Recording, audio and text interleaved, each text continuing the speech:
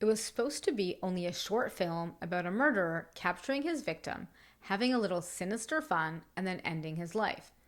All just a little bit of fiction, a little bit of imagination. But was it really?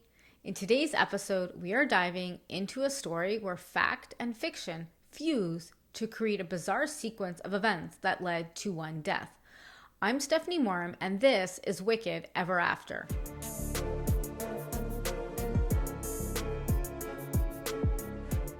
Please consider subscribing to my channel and liking this episode. I really do appreciate your support.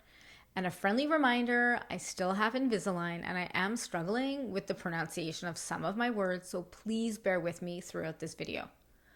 Our story starts in Edmonton, Alberta, Canada, also known as the Gateway to the North.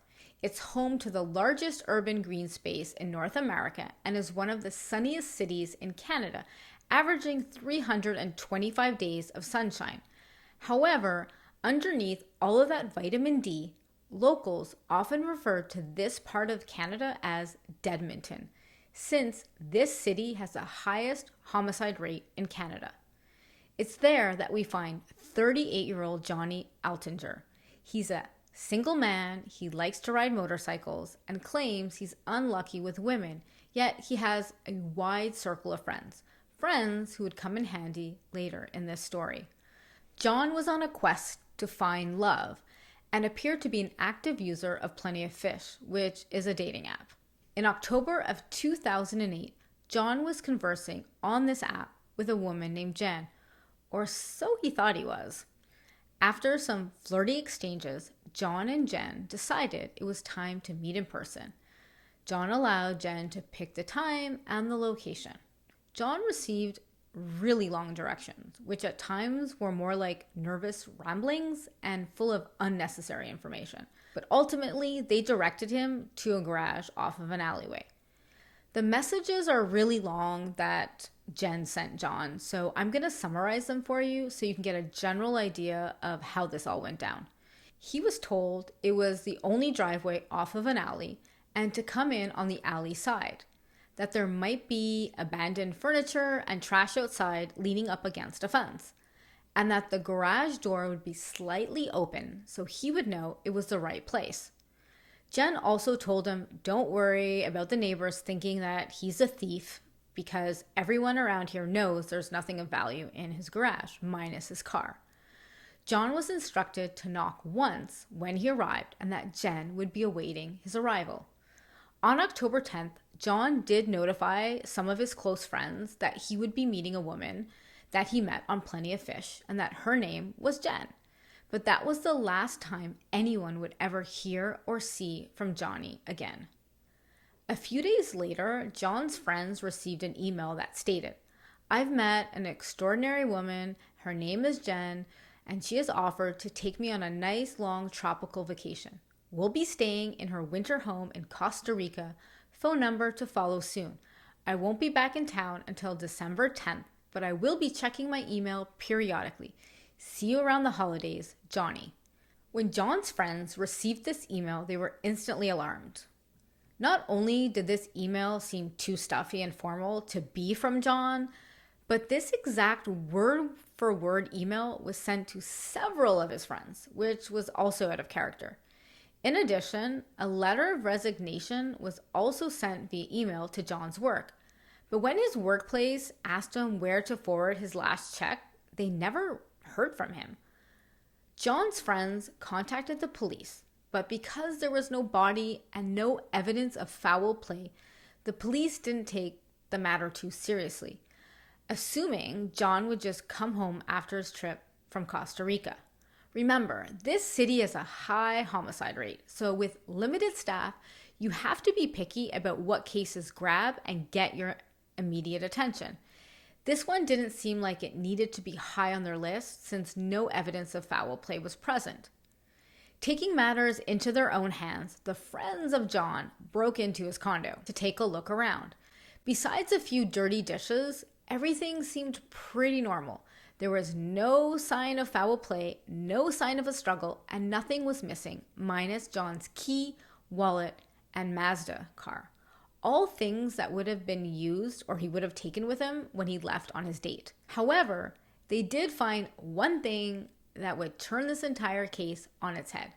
They found John's passport, leading them obviously to believe that the email they received was fabricated.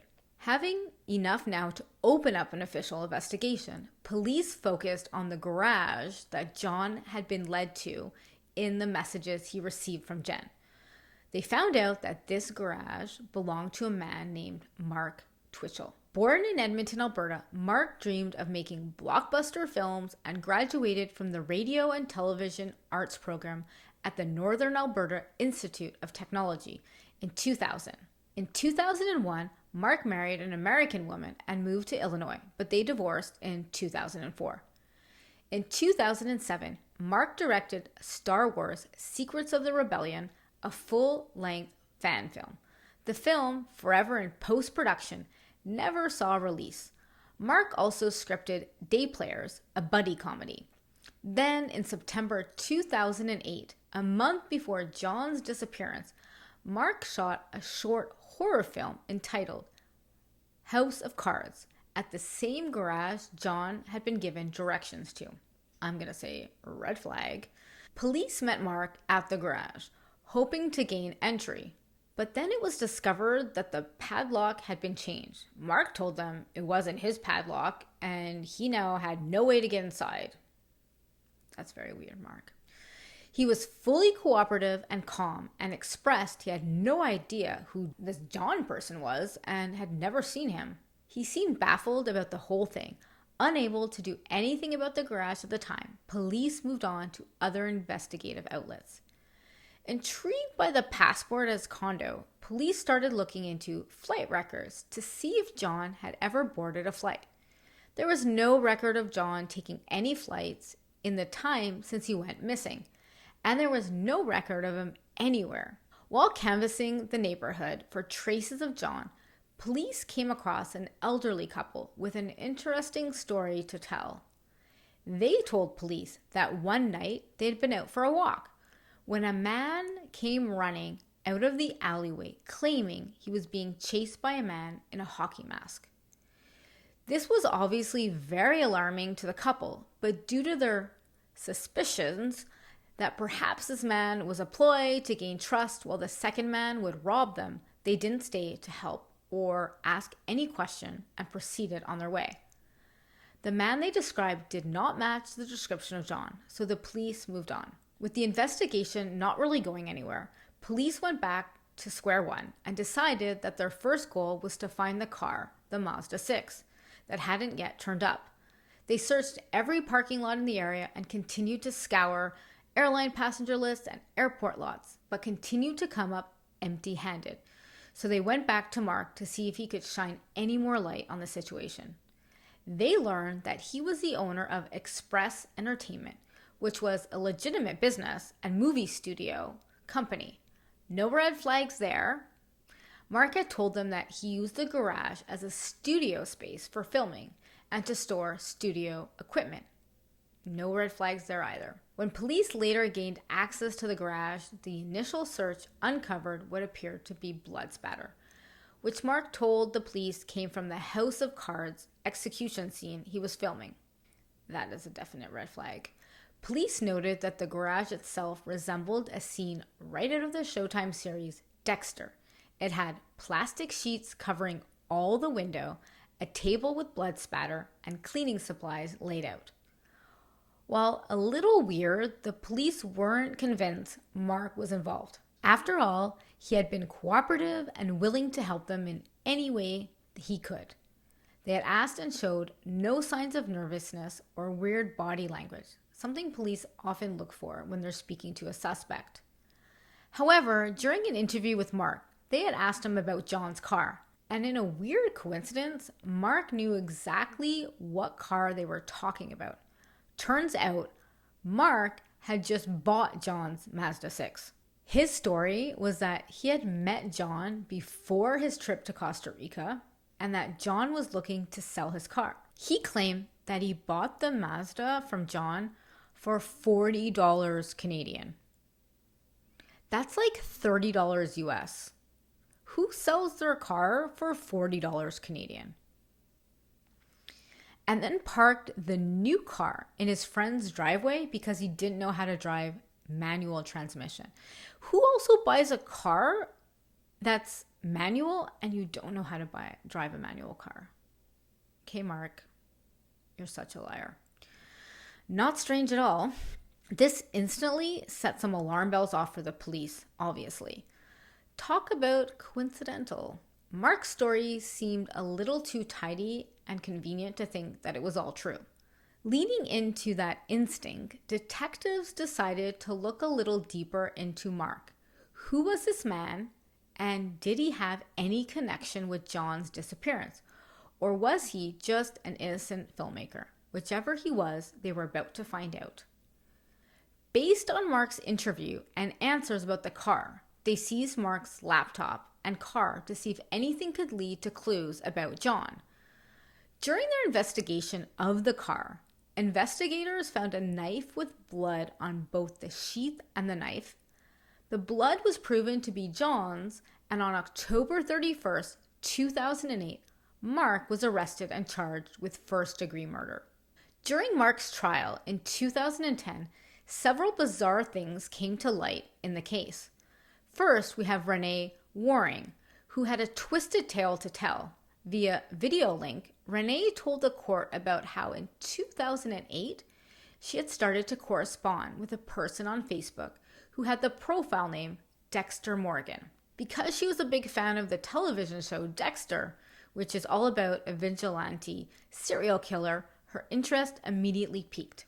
Renee wasn't sure if the person behind the profile was the real Dexter Morgan, but soon the two were corresponding regularly, exchanging frequent and long emails. The man behind the profile did eventually confess to being Mark Twitchell and not the real Dexter. Over time, they discussed their personal lives and soon found out they shared many mutual interests in movies and science fiction characters. They shared a love of the Dexter TV show and discussed common plot lines and scenarios. Mark told her he was a film producer living in Canada who had made a short horror film called House of Cards, a thriller about a serial killer who targeted married men who go online to find dates with women. Sound familiar? At one point, Renee writes, "So you're a geek like me, fantastic." She testified that she had always wanted to be a writer and felt lucky to have started a relationship with someone with contacts and insights into the film industry, saying, "To stumble into something like that felt almost like a dream, I thought at the time." As their talks continued, they started sharing their dark fantasies. At one point, Renee wrote messages about hating her ex-husband's new wife, who had just moved into her former home. In another message, Mark wrote, "Prepare a kill room the same way Dexter does, wall-to-wall plastic sheets." The term kill room is similar language that's used in the television show Dexter. Mark went on to suggest that stun guns were easy to obtain in the US and that he could incapacitate a victim, although in later conversations he said that a stun gun might not be as reliable as he once thought because a potential victim could try to grab the device. Instead, he suggested using copper wire. How this woman didn't have any red flags going off is beyond me. To dispose of the body, he suggested purchasing a hunter's game processing kit, one similar to the one found in his garage. Renee, not concerned by his strange advice, continued the dark fantasy discussions, but did express her doubts that the advice would actually work in the real world. She wrote in one correspondence, "Oh well, that's what dark fantasies are, just a fantasy." Fast forward to October 10th, 2008, a few days after John disappeared, and Renee received a quick message from Mark stating, "Sorry this is so short, but I'm juggling 6 things right now, and it's time to shift down to 5. 4 days passed without any further correspondence from John until the next message read, "Suffice to say, I crossed the line on Friday, and I liked it. No further detail was given at the time. The pair continued to message and talk on the phone, and in an email on October 27th, a few days before his arrest, Renee received a message from Mark talking about how a police investigation was centered around the garage he had rented for his films. The police have tossed my house and impounded my car. They won't find anything, he wrote, and added that it wasn't the worst case scenario. He asked her not to ask about the details, then added, "Of course, all my recent delves into the dark fiction don't look great in light of this, so I'll be explaining that till I'm blue in the face." This ended up being a pattern with Mark, as investigators had recovered a few emails sent to friends talking about the police investigation and requesting that they not talk to the police about him. Seems like he was trying to silence everyone and keep them from cooperating. Now, do you remember the couple who had seen the man running out of the alleyway during their evening walk? Well, the man being chased turned out to be an individual by the name of Gilles Tétrault. He had met a woman named Sheena online and was given very similar directions to a garage, much like John.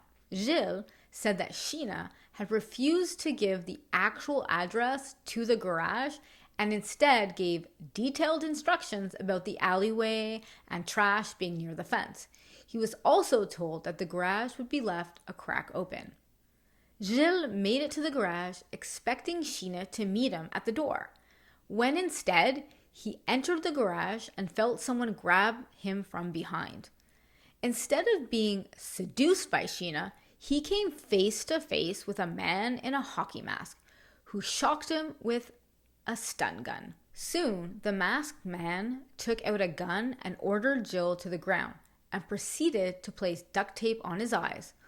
While on the ground, Gilles decided, if I'm going to die, I'd rather go my way than his way. So infused with survival instincts and adrenaline, Gilles got up, ripped the tape from his eyes, and grabbed the attacker's gun. It was then that he realized the gun was made of plastic. A violent struggle then ensued. Gilles, gaining traction, had reached the door, only to be pulled back by Mark.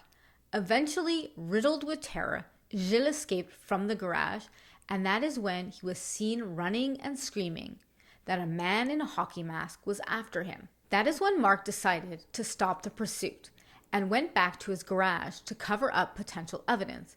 Gilles never reported the incident to the police due to embarrassment, and with each passing day had convinced himself that the attack wasn't as terrifying as he originally thought. But it was only a week later, John found himself in the same garage, lured by the connection with a fake woman named Jen, and this time he wasn't going to be as lucky as Gilles. It's worth noting that prosecutors did want to try Mark for both Gilles and John's case, but there wasn't enough evidence to link the cases together, so he was only put on trial for the murder of John. So Mark had been arrested. We know he's been having weird conversations with people online, and now we know he had another victim before John. So where was John, and what really happened that night? Remember when police had taken Mark's car and laptop? Well, during their search of Mark's personal laptop, they came across a file named SK Confessions. I'm assuming SK means serial killer, that Mark claimed was just a document of a screenplay. However, they would find out it was something very different. The beginning of the SK Confessions said this: "This story is based on true events. The names and events were altered slightly to protect the guilty. This is my progression into becoming a serial killer. Like anyone starting out in a new skill, I had a bit of trial and error in the beginning of my misadventures. Allow me to start from the beginning, and I think you'll see what I mean. I don't remember the exact place and time it was that I decided to become a serial killer, but I remember the sensation that hit me when I committed to the decision. It was a rush of pure euphoria. I felt lighter, less stress, if you will, at the freedom of the prospect. There was something about urgently exploring my dark side that greatly appealed to me, and I'm such a methodical planner and thinker. The very challenge itself was enticing to behold. This realization was just the last in a series of new discoveries I made about myself. I just knew I was different somehow from the rest of humanity. I feel no such emotions as empathy or sympathy towards others, for example. The document included details about a hockey mask, lead pipes, and the Dexter prepped garage. All things that were aligned directly with the evidence they found at the crime scene. One passage even spoke of the killer trying to burn human remains in a barrel, the same barrel police had found inside Mark's garage. After reading through the SK confession documents, police realized that this was in fact not a screenplay and rather a diary of Mark's killing. Police discovered that on the night John had left to drive to the garage, he entered the space and was hit over the head with the lead pipe and then stabbed to death repeatedly. Mark then laid him on his work table and dismembered him before attempting to burn parts of his body, but ultimately ended up disposing of the body in a different location. During the trial, Mark took the stand in his own defense and tried to argue that he had accidentally killed John in self-defense. Okay, Mark. But in the end, decided to disclose the location of the body. Mark gave authorities a handwritten document with directions on Google Map, which led police to a manhole where John's remains had been dumped. On April 12, 2011, Mark was convicted of first-degree murder for the death of John and sentenced to life in prison without the possibility of parole for 25 years. While in prison, investigative journalist and McEwen University professor Steve Lindenbew set out to write a book about the Dexter-obsessed murderer, and in late 2010, he started receiving tons of letters from Mark himself. The first one said, "If you're going to be writing a book about me, you might as well come straight to the source." Through their correspondence, Steve learned a lot about Mark, but most of all is that he seemed to obsess over writing every single thought in his head down on paper. "I would often get 10 pages back in response to one question," Steve reported. Mark was also still adamant that he had killed John out of self-defense, saying that if he had just turned around and ran, he would have been fine. In a letter from 2011, Mark wrote to Steve trying to explain himself. "There is no root cause, no school bully, or impressionable gory movie or video game violence, or Showtime television series to point the finger at. It is what it is, and I am what I am." In another exchange shortly after, Mark expresses dismay over the outrage the case had caused and the comparisons that were drawn between him and the TV character Dexter. "I find the whole thing highly hypocritical. There's something obtuse about someone taking a savage glee in watching psychotics brutally murder dozens of people on TV and then suddenly playing as though their stomach is turning inside out when this happens under totally unique circumstances in real life. Isolated incident." He goes on to say, "Dexter, don't forget, is a monster, a self-aware one nonetheless." In a strange attempt to distance himself from the famed TV character, he seemed to only be describing himself and how much he was actually similar to Dexter. To further solidify that point, in May 2013, it was reported that Mark had purchased a television for his prison cell. Mark stated that he had caught up on every Dexter episode that he had missed since he was arrested and convicted of first-degree murder. It's so weird. John is remembered fondly by his friends and family. They reminisce on stories about his love of computers, technology, and video games. They remember the memories made in his small apartment, his love for paintballing, and the way he treated his 2 motorcycles like they were his babies. While he didn't have a wife, they all fell in love with his compassion, his kindness, and his empathy, recalling moments when he would drive across town to comfort a friend who had a bad day. It seems like John represented the best of us, and while his life was taken too soon, it's apparent that he left a mark on so many and will truly live on in every good deed they perform in the world. This case can teach us so much about how to stay safe in the online world, the importance of informing people where you are when you're meeting strangers, and most importantly, the power we have to choose what we put in our minds. It reminds us of the thin line that separates fiction from reality and the devastating consequences that can arise when the line is crossed. Please let me know what you think of this particular episode in the comments. Please also hit the subscribe button on YouTube or whatever podcasting platform you're listening on. You can stay connected with me on Instagram and TikTok at This is Stephanie Moram. Until next time, stay safe out there.